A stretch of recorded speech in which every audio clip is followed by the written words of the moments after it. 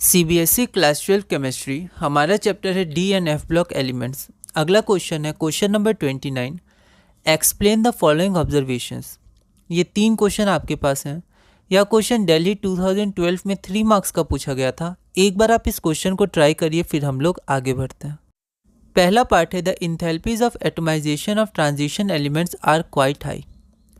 तो ये हमने क्वेश्चन नंबर 10 में किया था। तो अनपेयर्ड इलेक्ट्रॉन होने के कारण वो लोग स्ट्रॉन्ग मेटलिक बॉन्ड्स बनाते हैं, जिसके कारण डी ब्लॉक के एलिमेंट्स का इंथैल्पीज ऑफ एटमाइजेशन हाई होता है।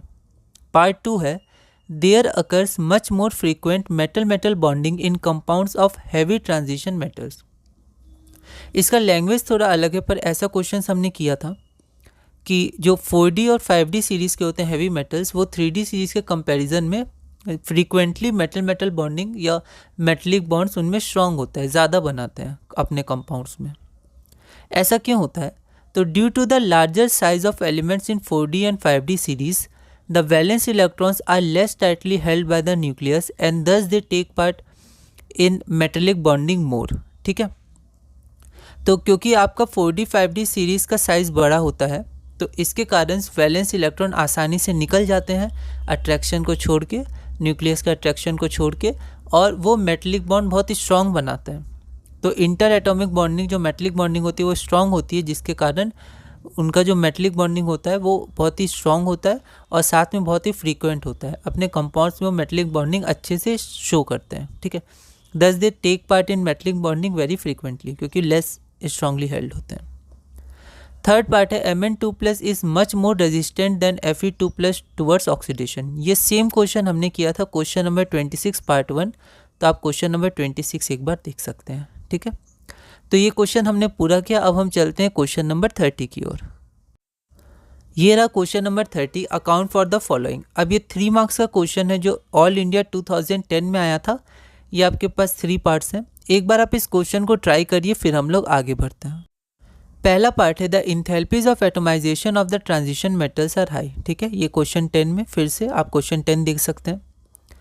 पार्ट 2 है the lowest oxide of a transition metal is basic, the highest oxide is amphoteric और एसिडिक। तो हम देखते हैं कि जो ट्रांजिशन एलिमेंट्स है वो बहुत सारे ऑक्सीडेशन स्टेट शो करते हैं, तो वो कई ऑक्साइड्स बनाएंगे जिनमें उनका वैलेंसी अलग अलग होगा। तो जो लोएस्ट ऑक्साइड होता है, मतलब उनका जब ऑक्सीडेशन नंबर कम होता है, सबसे कम होता है जिस ऑक्साइड में, तो वो ऑक्साइड बेसिक इन नेचर होता है। जबकि जिस ऑक्साइड में उनका ऑक्सीडेशन नंबर ज़्यादा होता है वो एम्फोटेरिक या एसिडिक होते हैं। ठीक है, एम्फोटेरिक मतलब दोनों, बेसिक भी होते हैं, एसिडिक कैरेक्टर भी शो करते हैं, या फिर सिर्फ एसिडिक होते हैं। ठीक है, ऐसा क्यों? तो हम लोग देखते हैं। सेकेंड पार्ट है इन लोअर ऑक्सीडेशन स्टेट। ठीक है, तो यहाँ पर क्या लिखा है? लोएस्ट ऑक्साइड मतलब जिसमें उनका ऑक्सीडेशन स्टेट कम हो। इन lower oxidation states transition metals have more metallic character and behave like metals. तो जब ऑक्सीडेशन स्टेट कम होता है ना, तो उसमें जो कैरेक्टर होता है ट्रांजिशन मेटल्स का, वो मेटल्स है तो उनका मेटलिक कैरेक्टर उसमें बहुत ज़्यादा होता है। ठीक है, and metal oxides are basic in nature. अगर वो मेटल हैं तो मेटल ऑक्साइड बनाएंगे, और मेटल ऑक्साइड का नेचर बेसिक होता है, नॉन मेटल का एसिडिक होता है, ये हमें पता है। ठीक है, तो लोअर ऑक्सीडेशन स्टेट में वो मेटलिक कैरेक्टर शो करते हैं ज़्यादा, और वो मेटल्स की तरह बिहेव करते हैं। तो जब वो ऑक्साइड बनाते हैं तो metal oxide basic in nature होता है। लेकिन as the oxidation state increases the metallic character decreases due to decrease in size. ठीक है, अब मेटल का जो फंडामेंटल प्रॉपर्टी क्या होता है? वो होता है इलेक्ट्रोपॉजिटिविटी, मतलब वो इलेक्ट्रॉन को लूज़ करता है। ठीक है, तो अगर ऑक्सीडेशन स्टेट आपका बढ़ेगा, मतलब क्या? न्यूक्लियस में प्रोटॉन्स तो उतने ही हैं, बस इलेक्ट्रॉन्स निकलते जा रहे हैं। तो इलेक्ट्रॉन्स निकलते जाएंगे तो क्या होगा? साइज़ कम होगा, क्योंकि अब उतने ही प्रोटॉन जो न्यूक्लियस में है वो इसको और अट्रैक्ट करेंगे, तो साइज़ क्या होगा? डिक्रीज़ होगा। ठीक है, तो साइज़ डिक्रीज़ होने के कारण अब इलेक्ट्रॉन को लूज़ करना आसान नहीं रहेगा, है ना। तो वो जो मेटलिक कैरेक्टर वो धीरे धीरे कम हो जाएगा।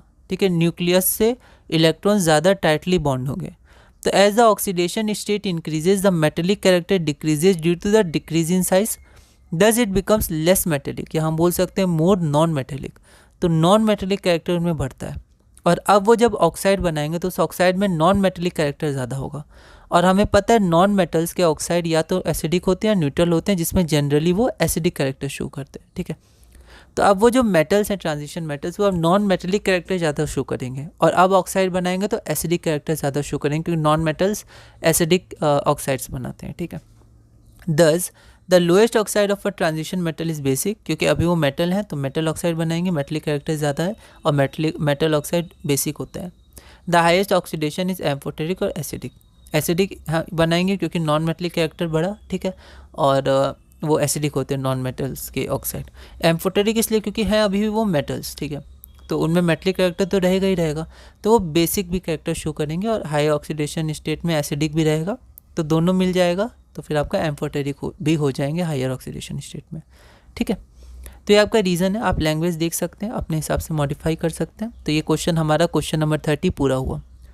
अगला क्वेश्चन है हमारा क्वेश्चन नंबर 31।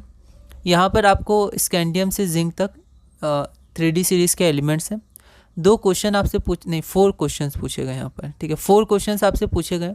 यह दिल्ली 2015 में 3 मार्क्स का आया था। एक बार आप इस क्वेश्चन को ट्राई करिए, फिर हम लोग आगे बढ़ते हैं। तो यहाँ पर क्या है, पहला, write the element which shows maximum number of oxidation states give reason, ठीक है। तो जिसके बाद मैक्सिमम नंबर ऑफ इलेक्ट्रॉन्स होंगे, ठीक है, वो maximum number of oxidation state show करेगा। यहाँ पर मैक्सिमम नंबर का मतलब अनपेयर्ड इलेक्ट्रॉन से है ना। तो यहाँ पर अगर हम देखें तो जो Mn होता है वो हाईएस्ट ऑक्सीडेशन स्टेट शो करता है। क्यों? क्योंकि उसके पास 5 अनपेयर्ड इलेक्ट्रॉन है, ठीक है, और ये अनपेयर्ड नहीं है पर ये पेयर्ड है, तो इसका पेयर्ड होना भी ज़रूरी है। क्यों? क्योंकि ये एक बार 1 लूज़ करेगा, एक बार दोनों लूज़ करेगा, तो यहाँ से आपको 2 ऑक्सीडेशन स्टेट मिल जाएंगे, और ये सब अनपेयर्ड है, तो यहाँ पे आपके ऑक्सीडेशन स्टेट बढ़ते जाएंगे, वो जैसे जैसे लूज़ करता जाएगा, ठीक है।